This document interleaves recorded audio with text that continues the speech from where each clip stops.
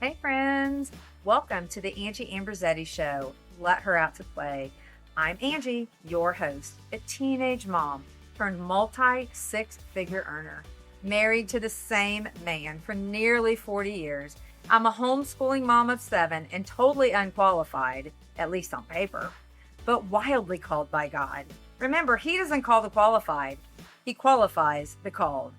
Here, we are going to talk about it all: healing from the hard stuff, building a business with heart, raising a big family, walking in faith, and finally breaking free from the lies that said we weren't enough. So if you're ready to stop playing small, shake off the doubt and the shame, and step fully into who you were created to be, girl, you are in the right place. Let's go. Well, hey, friends, here we are again in our series of teenage moms. And guys, today, my heart is so connected to my sweet friend, Sarah Fui, because the Lord put her in my life at a very specific time when I needed the confidence and the strength and the love to look outside of myself and think about someone else. And you're going to hear that as our story unfolds today. So, welcome, Sarah, to our call today. Thank you so much for having me. I'm so You excited. you're so welcome. I am excited for our listeners to hear your story. And honestly, I am excited to hear it again because it was about a year and a half ago that Sarah and I met through a mastermind group that we were in. And our coach had told us, hey, okay, we're going to pair up with three people per group, basically. And I snuck off to the restroom just at the right time because I was so nervous about who I was going to get in a group with. And I prayed, Lord, put me in the right set of people that I am going to have the most heartfelt and I'm going to be impacted. And when I walked out, and there was one spot left, and Sarah was in that little tripod that I was supposed to be joining. And when she started talking and sharing her story, I knew beyond a shadow of a doubt the Lord had placed me in that tripod with her. And you're going to find out why when she starts to share. So, Sarah, I would just like to say again, thank you so much for being on the podcast today. And I would like for our listeners to hear your story. How was it when you were a teenager? What were you feeling when you found out at 19 years old you were unmarried, but that you were going to be having a baby? What was going through your mind? Just take us back to that time and fill us in a little bit. Wow. As you're asking me that question, I'm realizing I don't know if anyone has asked me that question before. Okay. And I don't know if I've ever shared it because I really felt like I was going through it alone at the time. And so I'm going to get Mm, emotional today as so thank you for giving me this space to talk about it and share that story. And this was 21 years ago when I found out that I was pregnant. I was 19 years old. I was in a relationship that I wouldn't really say it was my boyfriend, but we were very much exclusive. But I kept trying to break things off with him, but I didn't know how. And he was very persistent. And there's a whole long story with that I could go into. And I don't know how much details we want, but it was manipulative and unsafe. And there was stalking involved and there was threatening involved, and I was young and naive and I was really isolated, which was part of what he had done was isolate me from friends and family. So I didn't know how to navigate this situation. And about 3 months after I initially tried to break things off with him, but we were still hanging out, I became pregnant.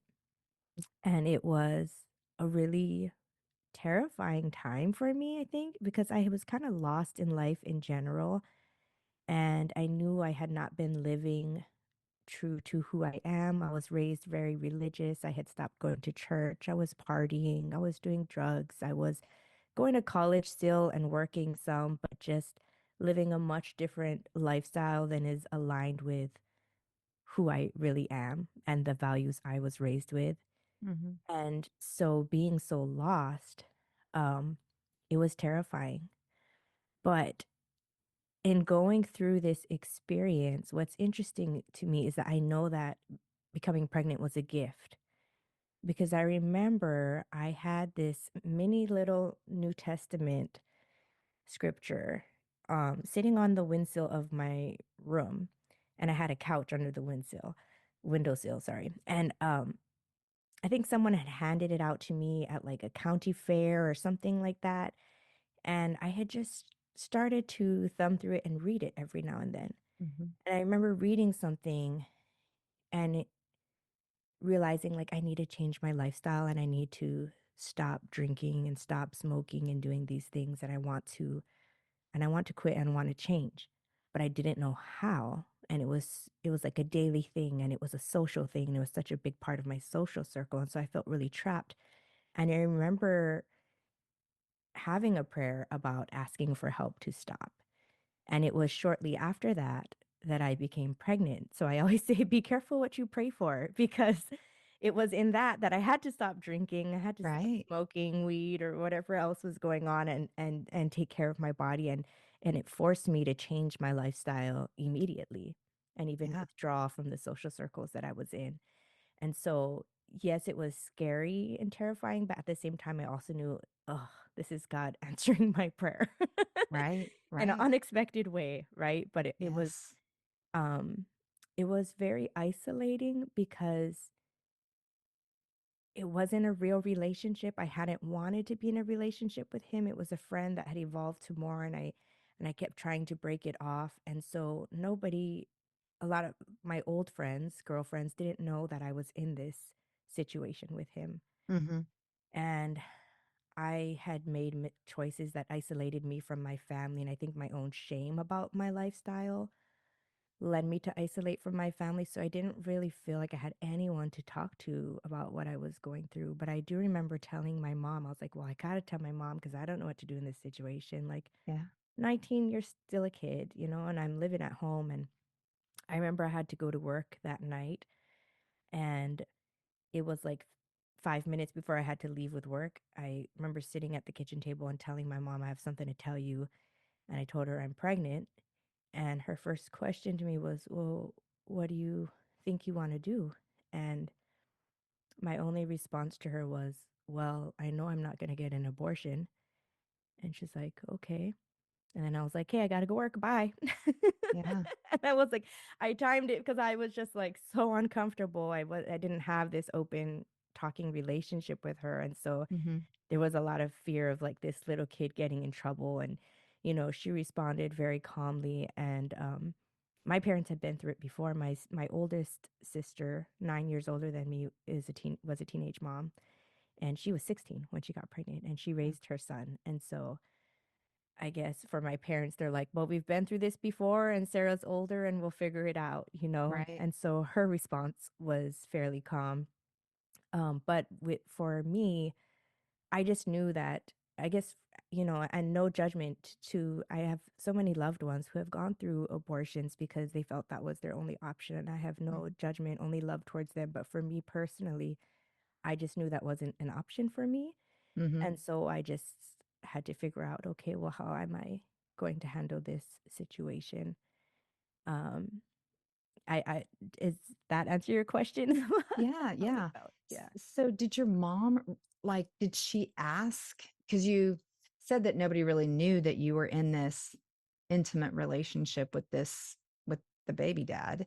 And so did your mom have any like did she know like it has to be this person? Um, I can't even remember if she asked who it was or not, but she had seen him come around the house from time to Okay. time and hadn't seen me hang out with anyone else, but they didn't really know what was going on in my life. And I don't Mhm. know if they even knew his name or not. I can't remember, but it was like, it wasn't like a very open relationship. I do remember my sister asking like, "Are you sure he's the dad?" And I'm like, "Yes, that's the only person in my life." But like some Yeah, people didn't know what was going on in my life, so right. they yeah, that was And so what was his response whenever you told him that you were expecting? I think he was shocked, and but he was 6 years older than I was. And so I think a part of him wanted it. Mhm. And sometimes I wonder if like he intentionally wanted that to happen to try to keep me with him because I had kept Mhm. trying to leave him. Yeah. So there was a part of him that was excited to have a baby with me. Yeah. Mm. It was a much different experience Yeah, on the for other end. sure. And Yeah. so how did that situation, being 19, you're not married, you want to get out of this relationship with this man, and you mentioned earlier that there was, like different stalking, different things happening in this relationship that what sounds like maybe wasn't, a safe situation for you to be in. How did you navigate through that through your pregnancy and like have the stamina to hold on? It was very volatile. He was very volatile. There'd be moments when he would, I mean, it's the cycle of abuse where he would be, just trying to say all the right things and be loving and supportive and then flip a switch and get really angry and screaming in my face and threatening all kinds of things. And he would show up at my house at 2 in the morning and be calling me from outside my window and wanting me to come talk to him. And he would be high on meth. And I was naive at the time and I didn't know that that's what he was doing. Mhm. Um, in the beginning, I think later on I found out that that's why he was coming to talk to me in the middle of the night and then would be angry and upset. And anyone who's on meth is very unpredictable. And so it was a dangerous situation, and I think I didn't realize how dangerous it was at the time. Mhm. And I was just so young and naive, and I say that now because I'm like, I had no boundaries, and I didn't know how to have boundaries, and I didn't know how to ask anyone for help. Yeah. And I felt, like, obligated to answer him or go to the door if he came, or obligated to answer the phone if he called, or instead of just, like, cutting it off and seeking Mhm. help, right? Yeah. And so did your parents, so you're still living with your parents at this time? Do you feel like they knew any of that, like the drug abuse or anything like that was going on? So there's one part of the question. Well, go ahead. I'm going to let you answer that one first. I don't think they knew that he was stalking me. I Mhm. think they just knew that I was pregnant with his baby, and so it was complicated and that, he Yeah. was coming in and out, and I was confused as to what to do and Mhm. where I wanted to go, and they were just trying to give me my autonomy, I think, Yeah. um, as an adult making a decision, an adult, because 19-year-old, you're a kid, right? But, Yeah. um, yeah. It's kind of twofold. Sometimes 19-year-olds are still kids at heart, Yeah. and Yeah. sometimes they're married and they're, going on with life or whatever, and they're very mature, but that's not always the case for sure. And Yeah. so I want to go back for just a second. You said at the beginning that you were smoking and you were not taking care of yourself and you were, doing some drugs and different things like that. But then you found out you were pregnant. And so not only did the New Testament show up on your windowsill, which it was there, and obviously strategically the Lord had it there for just that time when you really needed it. When you found out you were pregnant, did you very quickly stop those habits, or was that something that had to transpire over time? And I'm just asking because my story is I was smoking a cigarette on the way to the doctor's appointment just to get more birth control pills when I found out I was pregnant. With alcohol, I stopped right away, and that has always been I've never loved alcohol, I just did it Yeah. because of socially, but for smoking weed, it was harder for me, and so I Mhm. stopped, but then after a couple weeks, I did it once, or after and then I waited a couple weeks, and then I was like, "Just once," well, because what if I didn't know I was pregnant, you know? And so there was Yeah. a couple more times afterwards. It was hard, Mhm. and yeah, there was guilt around that for sure, but, Okay. yeah. Yeah. And so at what point did you start to consider adoption? And what kind of led you to make that decision? So it's interesting that I started considering it from the beginning Mhm. because I had been exposed to adoption. And my aunt was actually an adoption social worker. She was a social worker for an agency that worked with birth moms and placing children for adoption. Mhm. And I we actually had a close family friend who I grew up with who was 5 years older than me, who had an unplanned pregnancy that placed a baby for adoption, and I was in the 8th grade. And I remember they used our home as a place, as a neutral place for them to meet and place the baby with the adoptive parents. And I remember I was watching her baby for her while she was meeting the parents first, and then they brought him out. And I remember being in 8th grade and just thinking, like, how, like, looking at this precious baby, I'm like, how can she do this? How can she let her baby go? I couldn't, and I couldn't understand, like, how hard that would have been and how she could make that choice. And I remember writing a poem about it, even because it had been emotional for me to be a part of that. And coming from a different perspective, thinking from a 13-year-old now to like a 19-year-old, Yeah. um, realizing that that is an option and realizing now from an adult perspective why she did that, being in this situation. And so because I had been exposed to people who had made those choices, it made it easier for me to Mm-hmm. consider it as well. That's a possibility.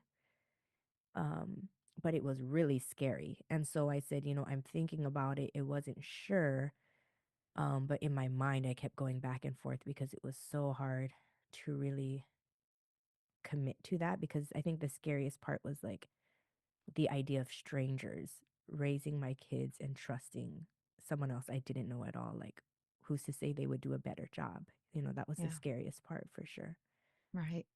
Well, it's making me think, and I'm sure you've thought this many times in your life, that the Lord gave you that opportunity as that 13-year-old girl to witness what was happening right in your own home, Mm-hmm. which is a beautiful thing because I feel like, and I'm, it doesn't matter what I feel, but would it be safe to say that now looking back, you can see that the Lord literally planned that in your life to give you the strength and the confidence and to know that it's not a bad thing when it's, the option for you?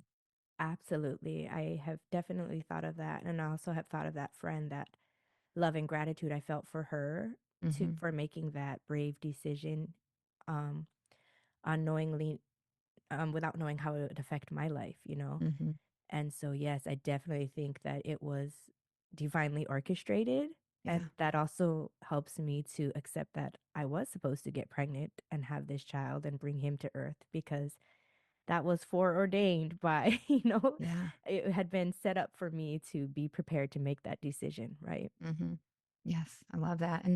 And what about the baby's dad? Like, what was his response when you told him that you were going to place the baby for adoption? He was not happy. And I felt a lot of guilt about that, and a lot of conflict. And at the same time, I knew that if we were to go in a custody battle in court as parents, like he was in and out of jail while I was pregnant, was never employed, was abusive, was using drugs. Like Mm. there's so Yeah. many things I had against him. It's like, why Yeah. would he get custody anyways? And Hmm. so that helped to remove some of my guilt over like, I have to make this decision. But that was the hardest part about placing him for adoption, was that it was against the father's will. And Yeah. and I did receive judgment for that from a lot of people, but they didn't understand what was going on a personal level between us. Hmm. And so for you, did you feel like it was, I mean, obviously you made the decision and um you were at peace with it, obviously, because the Lord has brought you to this place. And so um when you were selecting your adoptive family for your baby, what was that process like? So there was an agency, a church agency I was working with, which my aunt was the social worker for. And she was a social worker in Hawaii, but I was planning to move up to Utah to have the baby and to place him up there to get away from the drama and turmoil that was going on Hmm. at home. And So she had arranged with another social worker in Utah to send me some profiles of parents, of potential adoptive parents to look over. And there's a very rigorous application process that they have Mhm. in, parents wanting to adopt a baby. And so I remember getting the very first one in the mail because this is old school. I mean, this was 2004, 2005, but it's like they didn't have an online database or Right. something. They sent me a Yeah. hard copy in the mail. And it had pictures of the family and it said their names and like their education level and their jobs and favorite food, things they liked. And then there was a letter from them that just to whoever, whoever birth parent would be reading it and telling us about their family and their values and why they want to adopt. And Mhm. I remember the first one I received was a couple that was from Hawaii, but currently living in Utah. And everything about their profile was so good. Yeah. I loved it. And they had already had two boys that they had adopted. And that was important to me because I come from a big family. I'm one of eight. And I thought, I don't want my child to grow up without siblings because I feel like siblings are so important. Yeah. And when someone is struggling with infertility, there's no guarantee that they might have another child. And so the fact that they already had two children, I knew that he would have siblings. And Mhm. so I was looking at this profile and I thought, maybe I can do this adoption thing if there's families out there like this. It was Yeah. just instantly relieving to see that first one. But I thought, okay, obviously I can't just pick the first family I look at. And so Yeah. send me more. And they sent me more and more and more. And then I eventually moved. I was 7 months pregnant when I went up to Salt Lake City and I stayed with my brother and his girlfriend at the time in their home. They took me in for a couple months and I continued to meet with the social worker up there. And I could not make a decision because it was so scary to pick. And I think I didn't want to finalize the fact that I would be placing him. And so I think I was 8 months pregnant when I finally was like, okay, I need to pick someone so that they can prepare for it and so that I can meet them because they had a process with this agency where we could meet in person before we officially decide and before the baby is born, just to get to Mhm. know each other. And I had to really pray about it, and my family prayed for me as well. And it came down to that first family that I had ever looked at their profile.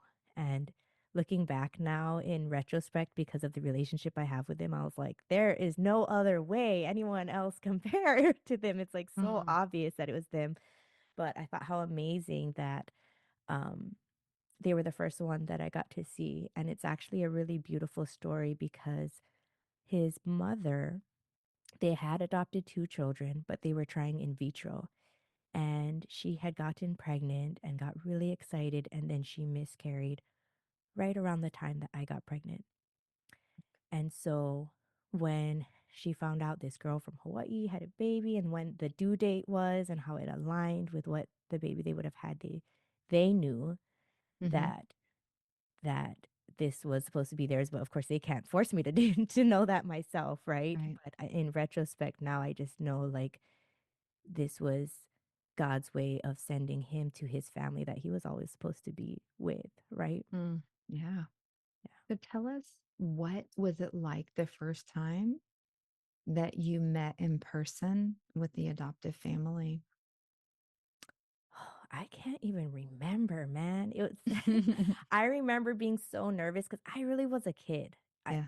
The choices I made in life too, like I was shy, I was withdrawn, I wasn't poised or confident. Like I was just a little kid who partied and like didn't know what she wanted in life, right? And Mhm. now here I am having a baby. And so, but I do remember just feeling at ease with them Mhm. and in Hawaii, we use the term talk story, where you're just like, talking and hanging out and Yeah. casually getting to know each other and conversing.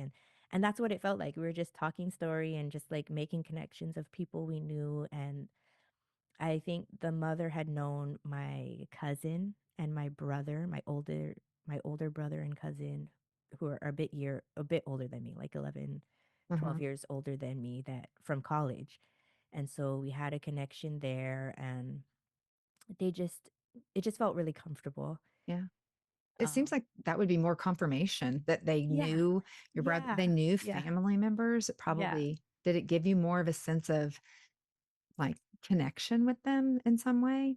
For sure. For sure. And just having that Hawaii connection, because a big part of me was sad too that he wouldn't be growing up in Hawaii, that he Yeah. would, it's like, but they had that cultural background. And so, yeah, it Yeah. definitely was more confirmation for me. I'm sure it was. I'm Yeah. sure. And so if you can, and if you get emotional, it's totally fine. Like we, it's fine. Like we can be emotional because these are difficult things. I totally get that. Um, what was it like for you when you had to say your goodbye? So I had him in the hospital. I cared for him in the hospital. And after I was discharged was when I met with them to place him. Mm-hmm. But I did sign my parenting rights away while I was in the hospital. Mm-hmm. That was hard. And I remember wanting to have a special moment with him and making the social worker wait outside for a while before I allowed her to come in, and I Yeah. signed it, even though I still had another day to be with him in person. Mm-hmm. And while we were in the hospital, I mean, I breastfed him, I took care of him, and I was alone a lot in the hospital. My Yeah. parents came for the birth, but they were in and out, and um, it was just watching. There was a mirror there, TMI, but it's a mirror to watch the birth happen. And it Mm-hmm. was the most incredible moment of my life to see this human. Everyone remembers their first birth, right? Yeah. Yeah. To see a live human baby come out of your body, and it changes everything. Like being pregnant from holding your baby in your arms are two completely different experiences. And so I just think of it as like such an amazing miracle to witness. And I loved that, getting to have that experience of giving birth to him. And so I cared for him in the hospital for a couple days, and I cried a lot, a lot. Um, I think the first hour after he was born, I remember just sobbing uncontrollably. And it was probably a combination of hormones changing and like epidural medication really leaving my system, and like Mm-hmm. knowing that, I would be placing with him, and I was placing him for adoption. And I was just like sobbing uncontrollably, probably for an hour. And I remember a nurse walking in and just like checking something and walking out and not saying anything to me. And I felt like so invisible and alone. It was like one of the hardest moments I went through. And I cared for him throughout the hospital. And then it came time to be discharged, and the social worker picked me up, and I rode with her in the car with him. And I met with the family in the agency, and I got to place him with them, and they got to meet him for the first time. And all of the pictures I have from then, I'm like, my whole face is swollen and red from crying and crying. And so I don't remember a lot from that moment of placing him. Mm-hmm. Just remember the pictures of crying. And I just remember like a physical ache in my chest of letting go of my baby. And like that, I feel it right now as I'm talking about it. That hole, just a Okay. huge hole in my heart of letting him go. And it was definitely like a grieving process. And I shortly after he was born, I went back to Hawaii, but they allowed us to have an open adoption. And they sent me emails and pictures of him. And eventually I got to visit with them whenever they were visiting Hawaii or I was visiting Utah over the years. I got to see him every now and then, every couple years. And And it really evolved over time. The grief evolved over time as I got to develop a relationship with him over the years that they continued to let me be a part of his life. And now he is 20 years old, or he'll be 20 in July, actually. So we've been on a long, different journey in those last 20 years. And, I got to be there for his graduation and his baptism. And he came out to visit our family in Hawaii once and here in Georgia once and stayed with us for a week. And we've gotten to develop that relationship, but the grief is still there and it's Mhm. just evolved over time. And I think I still carry guilt. I was telling this to someone recently that even though I have no doubt that I 100% made the right decision and that he is with the family he belongs with, I still have a little bit of guilt that I didn't raise my own child, even though I know that was the right thing to do and how it might impact him, that he has to navigate this situation of being adopted and the identity that comes with that. Mhm. Well, I am sure that I can't, honestly, like we have adopted, but I didn't have any children that I placed. And so I honestly just want to say, like, I can't feel what you're feeling. And I'm so proud of you for being willing to, you made the decision not to abort, but to have your baby. And because of your circumstances, you made a very wise decision to place your baby. And it sounds like you really thought things through. You wanted him to be with a family who had other children and the cultural things from Hawaii and for you, yeah, all of that. It's no coincidence how that all played out. And I love that you've been able to have communication and not just communication, but a relationship with him and with his adoptive family over the years. And it's inspiring to me, honestly, because my story is so different than that. But I know that the Lord has blessed you through it. And I feel like you're a very strong, brave woman. That's my perception of what I see. And so I know that now you are married, you've been married for many years, and you do have a big family. So how does all of that work? Like how did your now husband, like how did he accept those things that that you had a baby? Because sometimes people don't always accept that, but clearly he has, and you guys have a beautiful family now, and he has welcomed your first birth son into your family as well. And so give us a little picture about what that looks like and how your family is now. Yeah. So my husband and I were friends before we dated, and so he knew that I had placed a baby for adoption. He knew of him, but of course it changes when you're in a committed relationship, right? Right.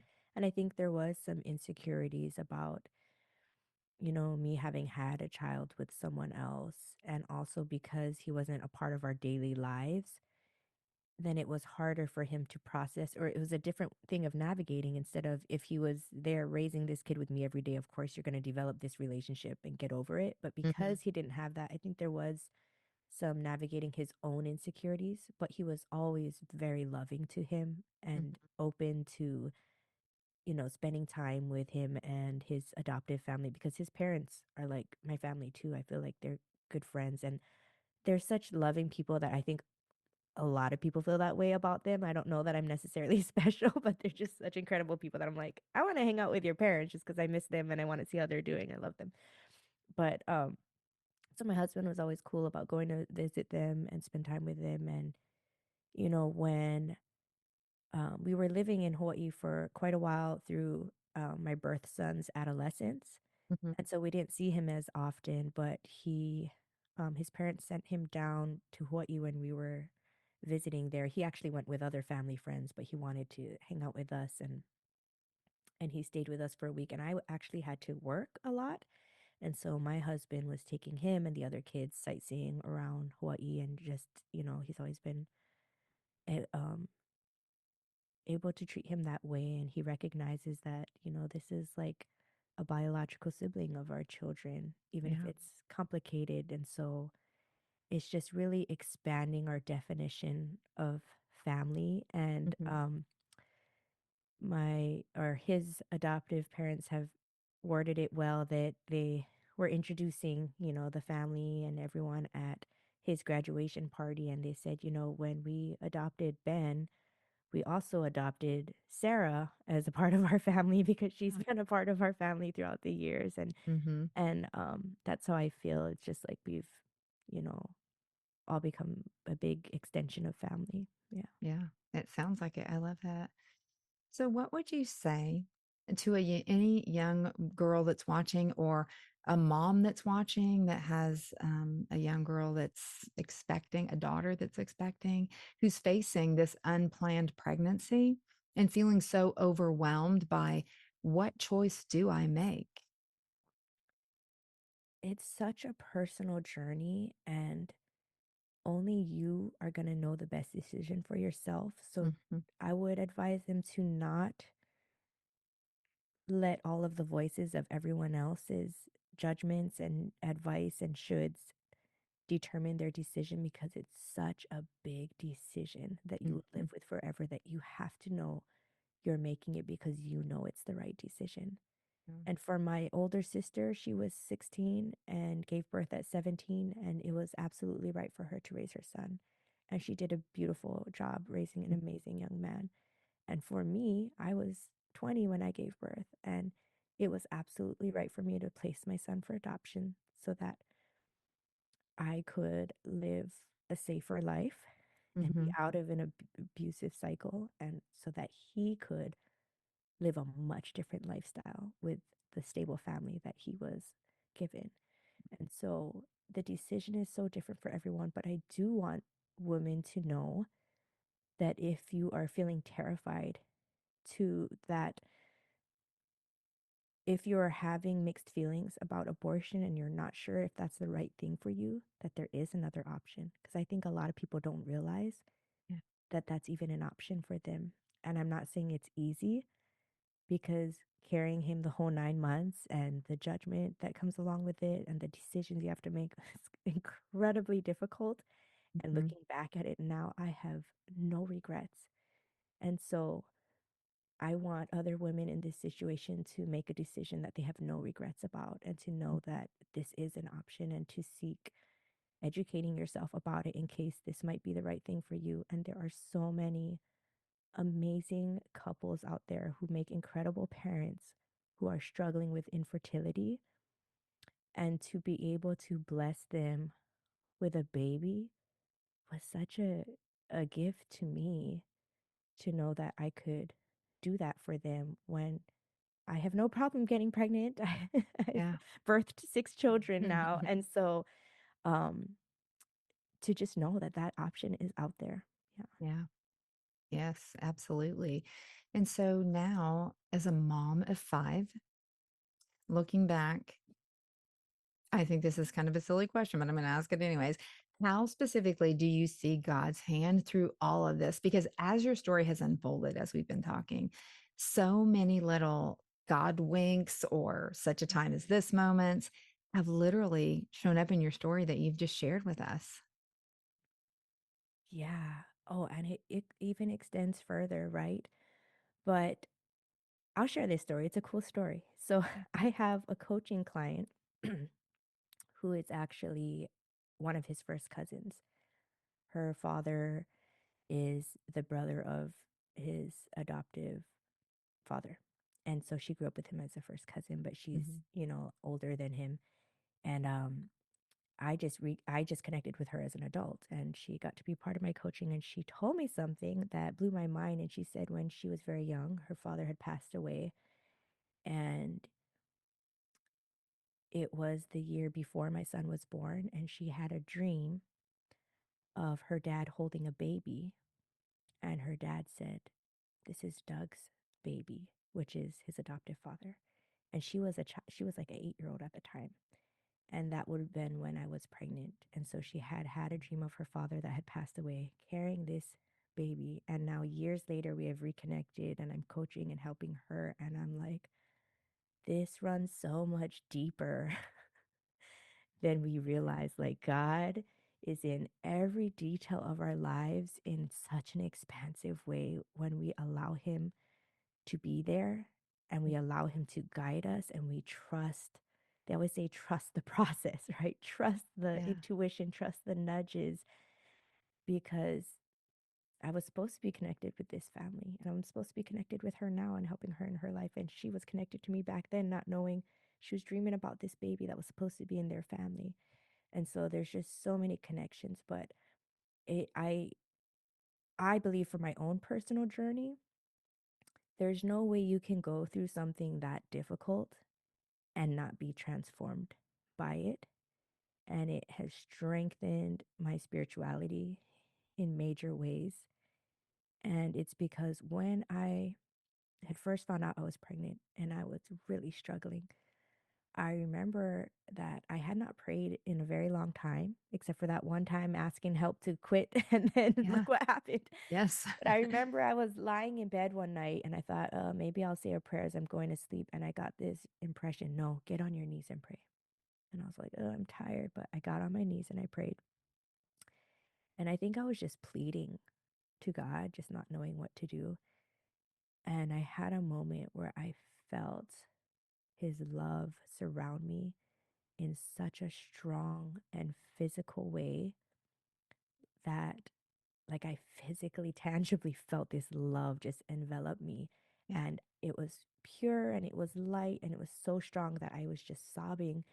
And then I couldn't even continue my prayer. I was just sobbing. And then I finished my prayer and I knew that he loved me. And it was, a lot of people I think struggle with feeling worthy and worthy of God's love, and they tie their worth to their obedience or their choices. But it was from that moment I knew that our worth in God's eyes, it doesn't matter what we're doing, because I was the least obedient in that time and I felt the most loved I've ever felt in my whole life in that moment. And so that was a defining moment for me, that I knew God was real and I knew that he loved me no matter how much I messed up. Yeah. And that helped me to have self compassion for myself as I continue my growth journey and realize that my worth is not tied to my mistakes and my weaknesses, right?